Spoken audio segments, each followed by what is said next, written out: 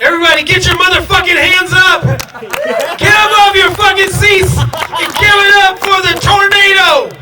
The motherfucking Juggaloist of the Juggalos! Juggalo Jake Nelson!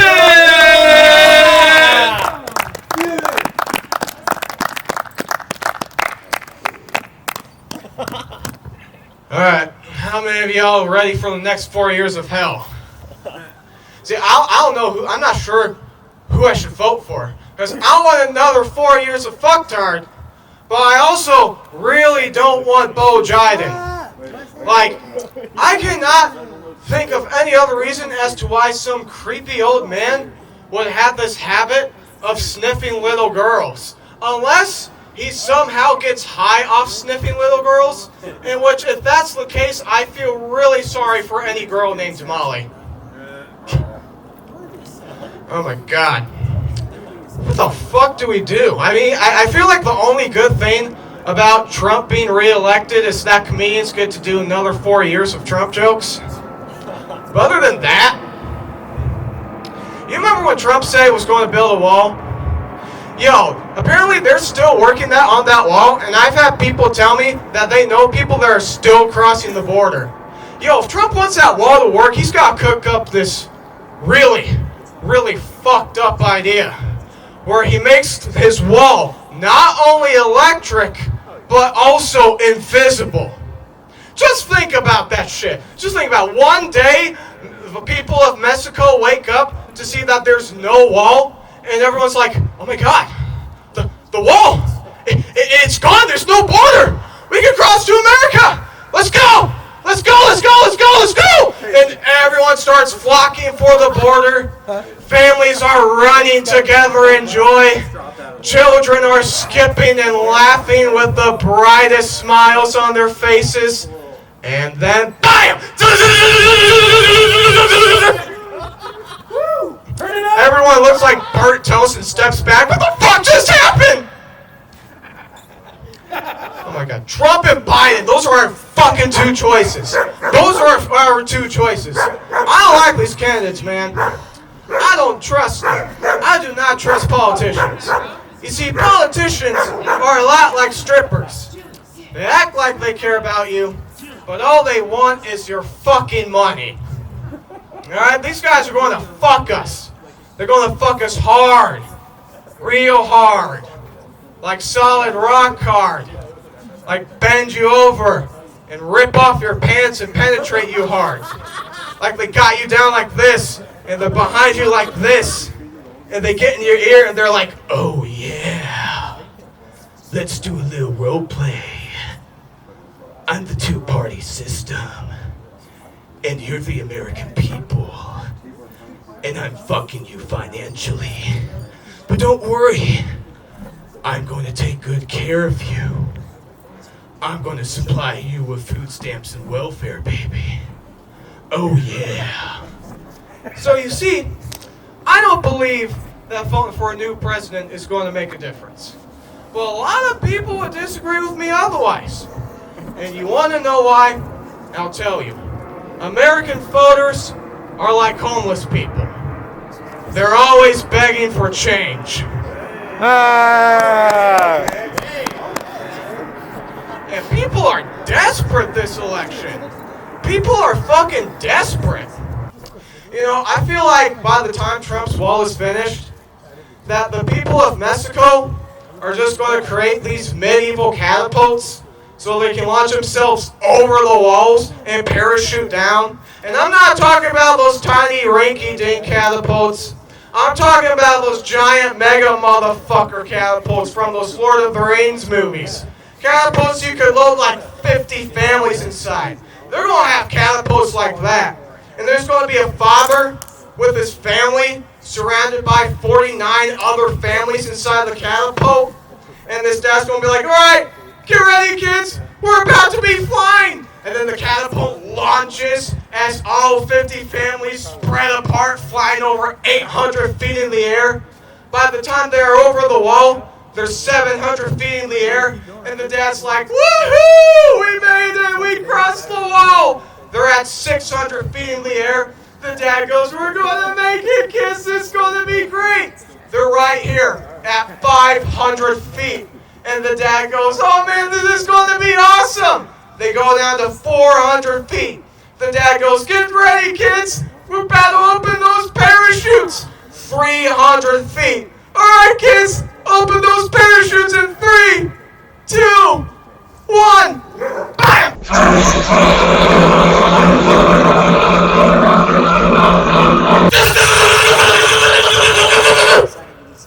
The invisible electric wall. You know what I think? You know what I think America needs? I think America needs a fucking time machine. A time machine where we can go back far enough to fix all of society's fuck-ups to prevent how the fuck we got here. But here's the thing. I believe that some scientist has already built a working time machine. Somewhere out there, some mad scientist has created a time machine and is traveling back and forth through time. And right now, as we speak, this mad scientist is dragging a scared little boy by the ankle. And the little boy goes, no, please, I don't want to do this. And the mad scientist goes, come on, Morty, we gotta go back in time and stop Donald Trump's mother from giving birth. All right. I wrote a little song based off the 1950s about Trump. And some of you may recognize this melody, some of you may not. But I hope you all enjoy it. It goes like this. He sits in the White House all day long, sniffing and wearing his daughter's thong. All the Trump supporters in Tennessee love it when the Donald goes tweet, tweet, tweet. All right, that's my time.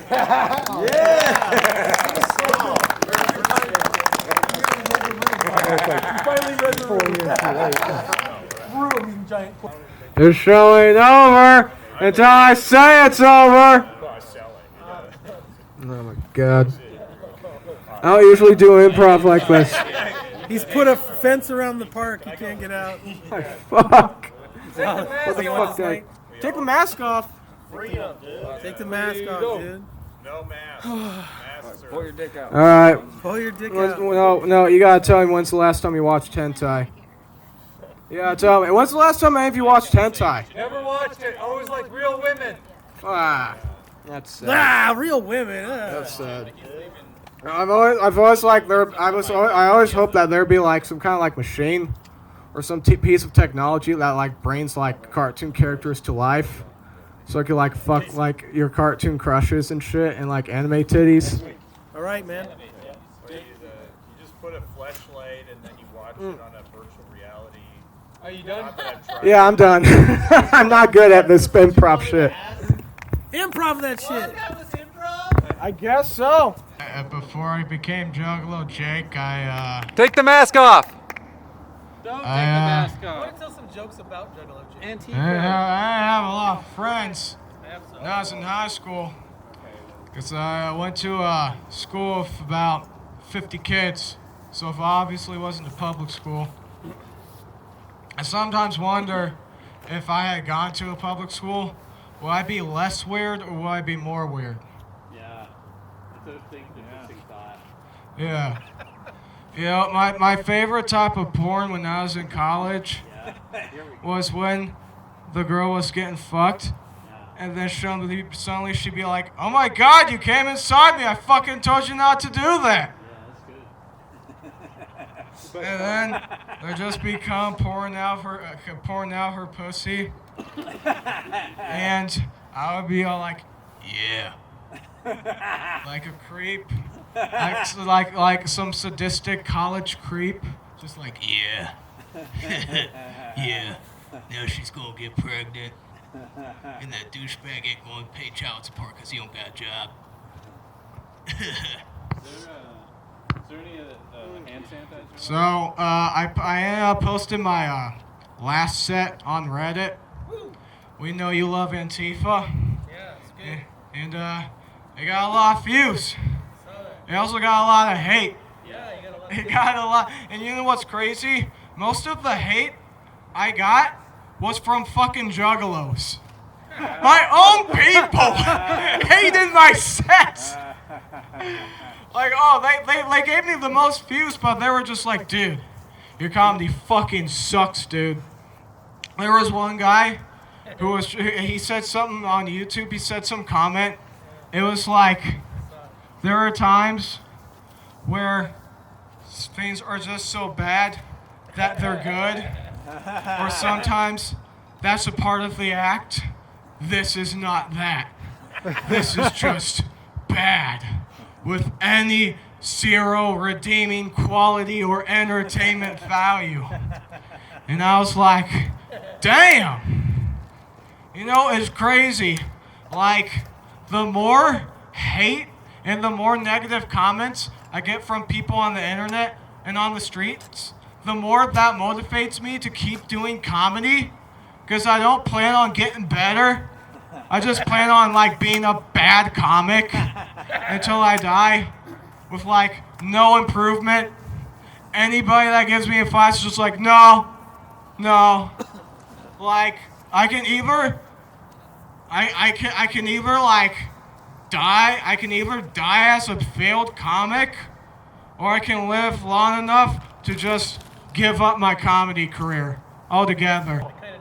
So, before I moved out here in Washington, I was living in St. Louis, and I was living with a single mom, and it was just me and my mom and my grandma, and every once in a while, we would drive cross country to Kansas City to visit my relatives. And my grandma was the only person that could drive at the time. My mom didn't know how to drive shit.